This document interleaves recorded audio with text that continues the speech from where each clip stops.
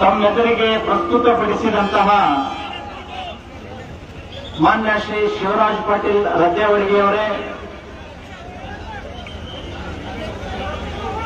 ಅದೇ ತೆರನಾಗಿ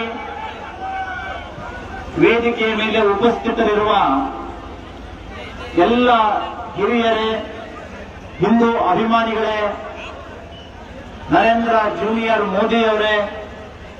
ಇಲ್ಲಿ ನೆರೆದಂತಹ ಸಮಸ್ತ ಹಿಂದೂ ಯುವಕರೇ, ಪತ್ರಕರ್ತ ಮಿತ್ರರೇ, ಆರಕ್ಷಕ ದಳದವರೇ, ಪಾಕಿಸ್ತಾನದ ನಾಯಿಗಳೇ,